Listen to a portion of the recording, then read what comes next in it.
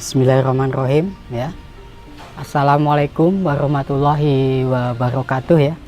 Pada kesempatan yang baik ini, di waktu yang longgar ini ya, kita akan mencoba membahas satu topik ya, tentang apa sih sebenarnya makna ataupun filosofi yang tersimpan di dalam sebuah senjata bagi orang Jawa, khususnya pada keris ini ya. Dan saya sering mendapatkan suatu pertanyaan akan satu hal ya, apakah benar keris itu selalu identik ya akan suatu barang yang dianggap musyrik, syirik ataukah klenik ya. Baiklah, akan tetapi sebelum kita membahasnya lebih mendalam, kita patut mengucapkan syukur alhamdulillah dulu ya kepada Allah atas segala rahmat, karunia dan juga nikmatnya yang selalu terlimpahkan kepada kita semua ya, yaitu berupa iman, Islam, dan masih diberi kesempatan untuk hidup ya sampai dengan hari ini. Terutama nikmat berupa kesehatan, itu yang terpenting ya, dan patut kita syukuri di tengah kondisi sekarang ini ya, yang sedang mewabahnya pandemi COVID-19 ya, yang telah memakan banyak korban ya. Dan semoga yang gugur akibat dari pandemi ini itu diampuni segala dosa-dosanya ya, dan diterima semua amal kebaikannya di sisi Allah Subhanahu wa Ta'ala. Amin ya Rabbal Alamin. Oke, baiklah ya, kita akan mulai pembahasannya ya. Saya akan mencoba menjawab perihal soal keris ini ya, lewat topik kita kali ini. Nah, bicara soal senjata bagi orang Jawa, terutama soal keris ya, tentu kita harus paham dulu ya akan karakter bagi orang Jawa. Ada sebuah ungkapan mengatakan wong Jawa nggone semu sinamun ing samudono. Artinya ini apa ya? Orang Jawa ini cenderung terselubung ya, menyamarkan berbagai hal dengan perlambang ataupun simbol guna untuk pengajaran kepada anak cucunya.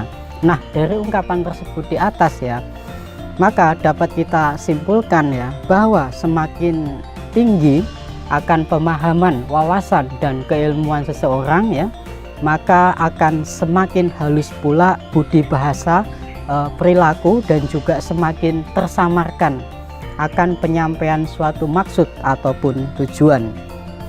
Itulah ya pola komunikasi yang tidak lugas maupun tidak verbal ya.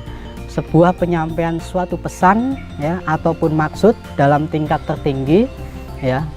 Dan ternyata ya sebuah keris ini itu juga memiliki sebuah pesan akan ajaran-ajaran atau nilai-nilai ketakwaan kepada Allah ya, yang haruslah kita kupas lapis demi lapis untuk sampai menemukan pada inti yang dimaksud ya. Lalu kenapa kemudian misalnya Sunan Kalijaga mewariskan sebuah pakaian yang didesain ulang oleh Sultan Agung menjadi disebut sebagai libasu taqwa, baju takwa ya. Kenapa disebut baju takwa? Karena seluruh perwujudannya itu aslinya adalah makna takwa ya. Jadi kalau kita misalnya ya berbusana adat Jawa yang disebut dengan Jawi Jangkep Mataraman, itu unsur-unsurnya satu, itu ada ikat kepala, blangkon ya. Yang kedua ada baju, sorjan, ketiga bebet, keempat sabuk, kamus timang ya. Nah, yang kelima ini ada keris ya. Ini sebagai pelengkap ya. Ini standar, ada tambahan-tambahannya tapi semua punya makna ya. Lalu kenapa takwa disimbolkan dengan sebuah pakaian ya? Kita ambil dialog dari Sayyidina Umar dengan Sayyidina Ubay bin Ka'ab ya. Wahai Ubay, apa takwa itu?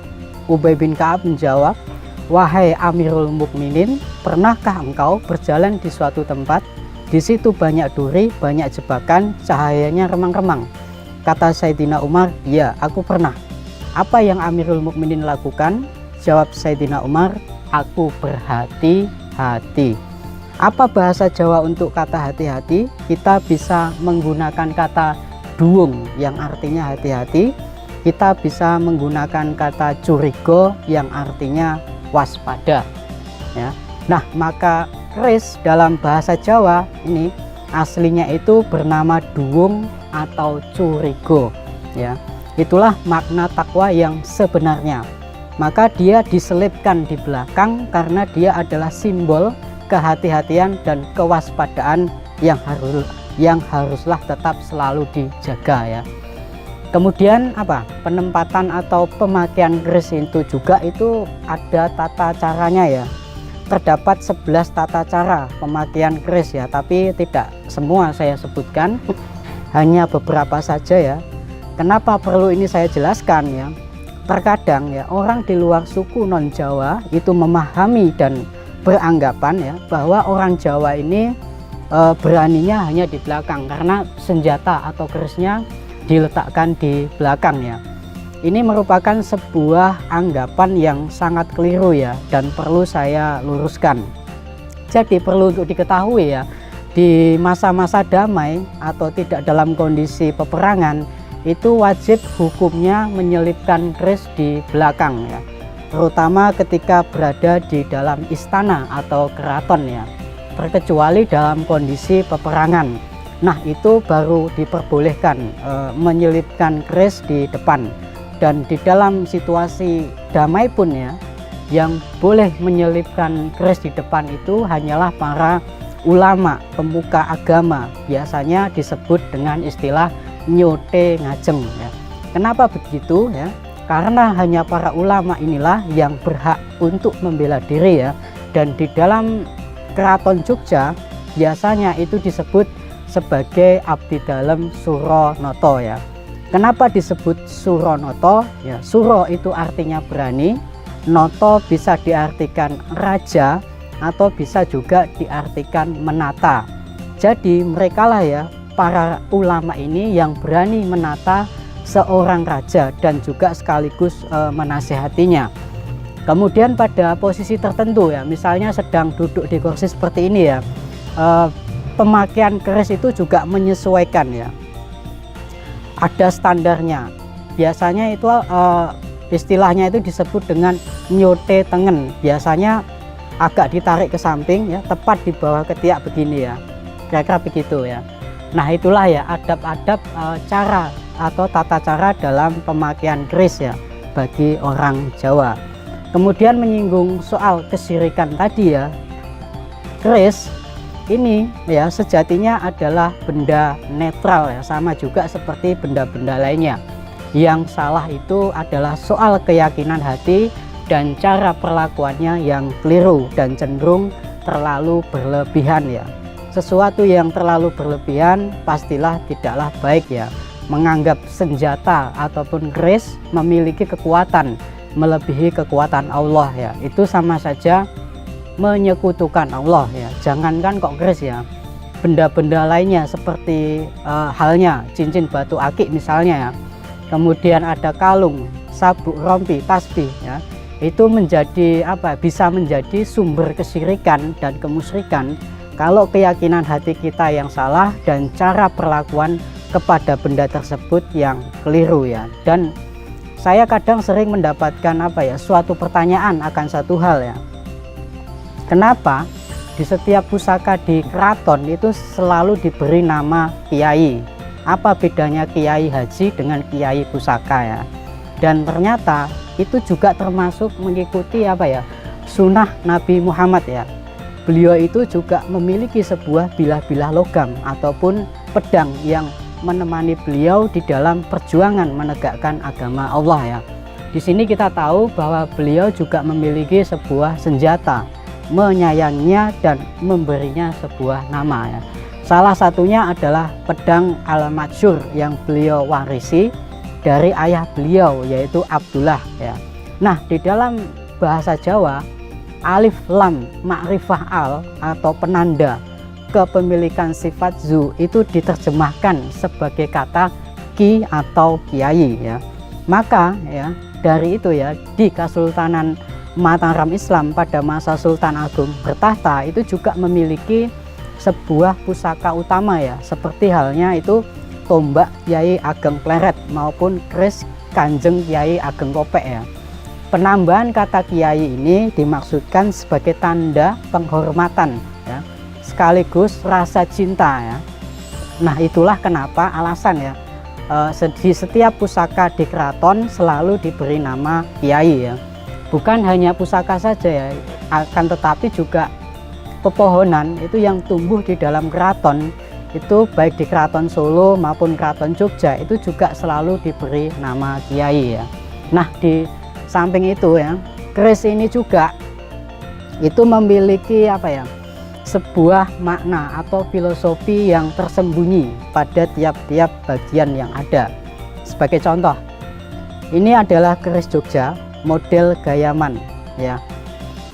Apa arti dari kata Gayaman ya? Dan ternyata kata Gayaman itu berasal dari kata gayam. Ini dapat kita temui ya pada serat Saloko Potro yang berada di Pustaka Keraton Jogja. Nah, pada bait ke-7 ya, berbunyi kira-kira begini. Gayam gayuhe pandito muji-muji tuwuh basuki puji zikir salat sujud nawang marang Gusti Allah toto tentrem raharjo tulus tuwuh ya. Dan kalau diterjemahkan dalam bahasa Indonesia itu berarti Gayaman melambangkan cita-citanya para ulama, menghaturkan tahmid, memohon keselamatan ya, dengan berdoa, berzikir, sholat dan sujud menghadap kepada Allah ya, agar tentram, makmur, murni, lagi bertumbuh ya. Itulah makna dari sebuah kata Gayaman. Dan jenis keris Gayaman ini juga ya yang selalu dibawa di medan peperangan ya, karena modelnya yang sederhana dan juga sekaligus fungsional ya. Model keris ini juga yang kemudian selalu dipakai ya oleh Pangeran Diponegoro hingga Jenderal Sudirman dalam perang jihadnya melawan Belanda. Kemudian pada bagian-bagian tertentu, misalnya pada pegangan keris di Jogja itu disebut dengan nama atau istilah deder ya. Kenapa disebut deder? Karena dia adalah sebagai simbol pegangan iman yang harus dideder, atau istilahnya itu dalam bahasa Indonesia itu ditanam ya, agar tumbuh, berakar dan mekar. Seperti halnya sebuah kalimat thayyibah yang memberikan buah nan harum, lembut dan juga manis ya. Makna deder ini juga itu sebagai perwujudan akan akhlak yang mulia kepada sesama ya. Kemudian kalau kita perhatian juga ukir-ukiran yang dipahat ya pada bagian atas ini, di pada tangkai ini, itu disebut juga dengan Putri Kinurung ya. Apa filosofinya? Secara makna mempunyai arti putri nan dipingit, dihijab untuk dijaga dari mara bahaya. Nah, itulah makna yang tersimpan dari sebuah pegangan keris yang ada di Jogja ya. Kemudian kalau kita turun ke bawah ya, pada deder itu terdapat sebuah lingkaran ya, sebulat seperti halnya cincin ya. Ini kalau di Jogja itu disebut dengan nama atau istilah mendak. Apa itu mendak? Pengertian dalam bahasa Indonesia adalah menekuk lutut ya, membungkukkan badan agak condong ke bumi. Nah, apa filosofinya? Ini adalah sebuah pesan bagi kita agar kita selalu rendah hati, janganlah sombong dan merasa kecilah di hadapan Allah ya. Kemudian saya buka terusnya. Kalau kita perhatikan naik ke atas ya, sampailah kita pada sebuah bilah keris ya. Inti daripada keris itu sendiri. Bilah ini disebut sebagai sinengker. Ya, arti dalam bahasa Indonesia adalah tersembunyi di dalam warangka. Apa maknanya? Ini adalah sebuah simbol ataupun sebuah perlambang bahwa segala bentuk amal maupun ibadah itu ya hendaklah tidak untuk disombongkan maupun dipamerkan ya kepada sesama, karena sejatinya ibadah itu adalah rahasia antara hamba dengan Sang Pencipta ya. Dan di dalam dunia perkerisan, bilah ini itu disebut dengan istilah dapur ya. Dapur ini apa? Dapur ini pengertiannya adalah apa ya? Sebuah tampilan yang ada pada suatu keris yang terdiri dari berbagai macam bentuk maupun modelnya.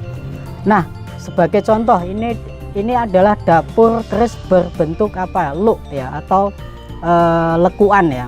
Meskipun ada juga dapur yang berbentuk lurus, dan konon jumlah luk atau lekuan pada keris di Jawa ini itu selalu ganjil ya. Misalnya tuh luk 3, luk 5, 7 dan seterusnya. Kalau ini luk 5 ya. Dan ternyata ini juga ada filosofinya, ada maknanya. Apa maknanya?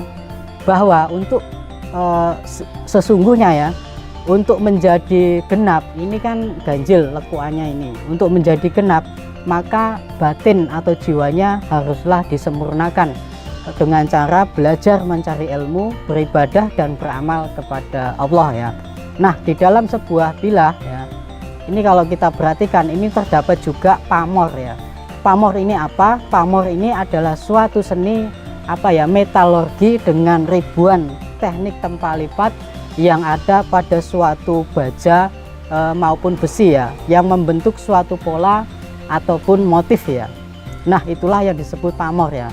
Dan berdasarkan data yang sudah ada itu sudah teridentifikasi sekitar 140-an motif ataupun pamor, dan juga ada sekitar 240-an dapur ya ataupun tampilan ya yang ada pada keris ya, baik itu yang berbentuk lengkung seperti ini maupun yang lurus. Dan tentunya dari 140-an motif dan juga 240 tampilan itu juga menyimpan akan suatu pesan, akan sebuah makna pada masing-masing di tiap-tiap motif yang ada. Nah, kemudian yang terakhir pada bagian keris ini itu disebut sebagai warangka ya. Warangka ini adalah tempat ataupun sarung yang ada pada keris ya. Dan di dalam pandangan budaya Jawa, warangka ini itu juga mengandung akan sebuah perumpamaan dan juga filosofi ya. Nah, bagi kebanyakan orang Jawa, warangka hanya bisa dilihat itu sebagai sampiran atau ampiran, sesuatu yang semu ya, karena dia itu menyamarkan akan sebuah bilah keris ya yang ada di dalamnya ya. Sampiran itu adalah apa ya, juga melambangkan sebuah, kalau kita itu hidup di dunia hanya sementara, yang kelak apapun itu akan dipertanggungjawabkan kepada Allah ya. Dan sebagaimana halnya di dunia ini juga semu ya, karena keris itu juga apa, warangka menyamarkan sebuah bilah yang ada di dalamnya ya. Dan pada kayu warangka ini itu biasanya juga itu terbuat dari kayu gaharu ya. Kenapa dipilih kayu gaharu ya? Karena kayu gaharu ini mempunyai satu ciri ya, yaitu ketika dia dilukai maka dia akan semakin mewangi ya. Itulah penerjemahan dari atau simbolisasi bahwa seseorang itu hendaklah memiliki sifat ibadur rahman ya, sifat tawadu, lemah lembut dan rendah hati ya. Akan tetapi pada kenyataannya di lapangan ya, tidak selalu kayu warangka keris ini itu terbuat dari kayu gaharu. Ada juga sebagian yang terbuat dari kayu cendana atau trembalo iras, kemudian ada kayu timoho dan juga kayu jati gempol ya. Kemudian untuk pada bagian bawah ini kalau kita perhatikan di dunia perkerisan itu biasanya disebut dengan pendok ya. Ini ada sebuah ukir-ukiran ya, yang kebanyakan orang itu menyebutnya dengan ukiran merak ukel. Kalau di sini itu motifnya merak ukel ya. Ini maknanya apa? Itu untuk memperkuat sifat ibadur rahman tadi ya, yaitu dengan apa ya, digambarkan dengan burung merak yang kalau kemudian dia diganggu maka dia akan menampakkan keindahannya ya. Nah, itulah ya makna dan filosofi yang tersimpan dari sebuah jenis keris gayaman, gaya Jogja. Ini merupakan keris yang biasanya dipakai di dalam kondisi peperangan ya, atau bisa juga dipakai untuk kesehari-harian ya. Sementara untuk jenis keris bragah ataupun ladrang itu beda lagi ya.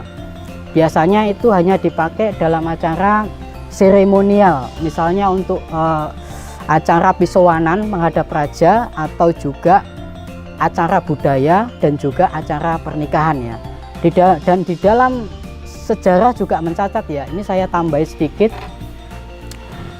bahwa pada masa pemerintahan Sultan Agung di Mataram Islam, beliau itu juga memerintahkan ya supaya keris, tombak maupun pedang yang semula hanya boleh dimiliki oleh para bangsawan kala itu bisa dimiliki oleh seluruh lapisan rakyat ya, sehingga terjadilah sebuah masifikasi kebudayaan dan kesenian ya. Keris ini juga dijadikan sebagai penanda apresiasi ataupun hadiah bagi para prajurit, pimpinan pasukan, perwira tinggi hingga kerabat raja dan para pejabat istana ya. Bahkan dengan para negeri bawahan pun ya, Sultan Agung itu juga memberikan hadiah ya, ataupun juga cenderamata ya, untuk menjalin tali silaturahmi dan juga persaudaraan ya dengan para penguasa, baik itu yang berada di Jambi ya, Palembang, Makassar maupun di Cirebon ya.